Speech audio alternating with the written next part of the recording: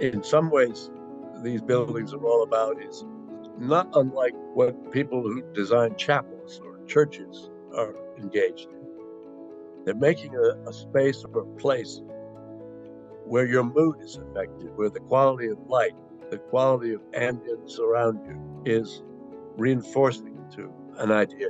And if you're able to have an emotional experience in a place that evokes that kind of mood and spirit, something begins to happen. And respect for nature comes quite simply that way.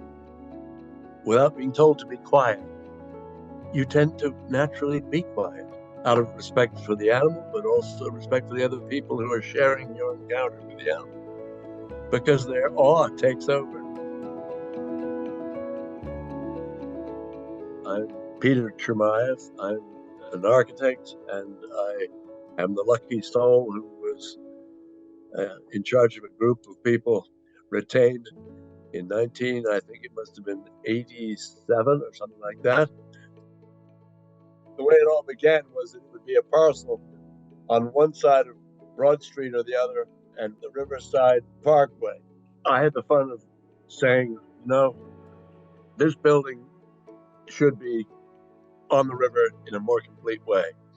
And I asked that we put it not on the side of Broad Street, but in the middle of Broad Street.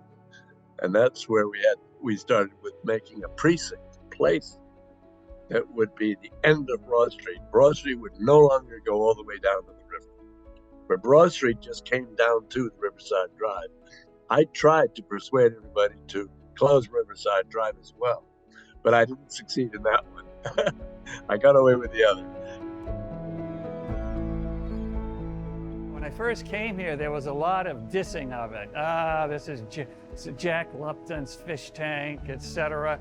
And what we were building is a freshwater aquarium. I don't think anybody had done that before. Well, my story is pretty unique. I actually worked on construction of the original building. Even those that were benefiting from construction, those that were here working, we were making a living. And there was some skeptics, even among us. Basic question of what was going to be the exhibition, what were we going to do? And we were asked by the group to bring the ocean to Tennessee. And we shocked everybody a few weeks after we got the contract and started our work by coming back and saying we wanted to do a concentration on the river, on the fresh water. And they thought I was perhaps a little nuts, but that was too boring. Trout, bass, nobody's going to come to see that.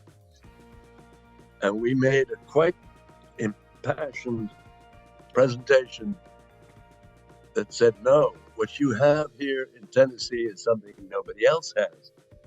You have an extraordinary environment that we can celebrate. We chose to do it by coming into the lobby, and right in the lobby, taking an escalator all the way to the top and having the first exhibit experience you had be the river itself. And that whole sense of that connection to the river was our story that you would see from the beginning. And then you would not see anything outside again. That would be your only glimpse of the outside world. And then you'd come down.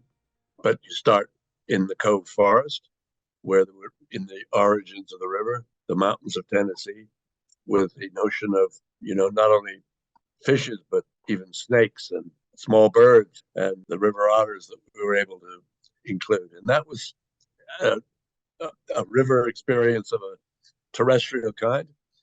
Then you would go into the interior, go underwater.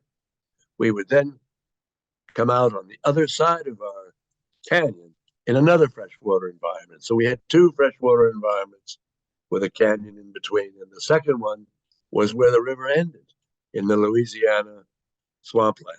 So we had the beginning and the end, like bookends to our trip, both above the water. And then we worked our way down by crisscrossing through the canyon, coming to rivers of the world and to a climax of the Tennessee River right outside the door.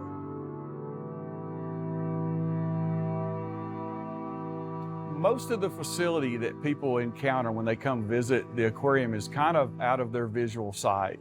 All of the things that it takes to make these exhibits look the way they do and make them a livable habitat, most of that equipment is behind the scenes that people don't see. So there's hundreds of pumps and miles of piping, not to mention the electrical systems required to power those. The River Journey facility is approximately 130,000 square feet, somewhere around 500,000 gallons of water. The Ocean Journey facility has the largest tank that we take care of. It's 613,000 gallons. That facility is around 67,000 square feet. So all in all, we're around 1.1 million gallons of water that we are treating, and most of that water is turning over once an hour through filtration.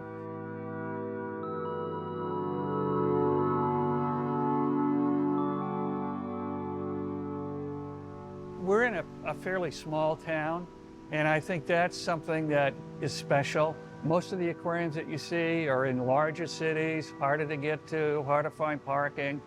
People like coming here. It's a relatively easy drive from a lot of different places, you know, in Georgia, North Carolina. I'd say 50% of the people that come here stay overnight, maybe stay 2 days, go to the aquarium, do some other things.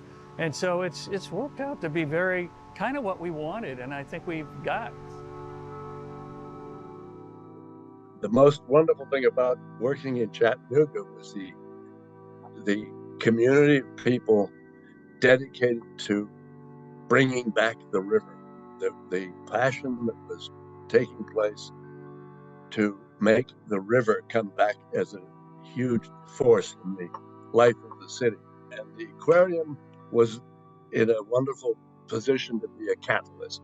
Meeting there meant that we could make not only a building that brought people together, but a public place, a park setting. And so our building became a plaza, and it became a part of the park that ran along the water's edge and then connected up to the museum.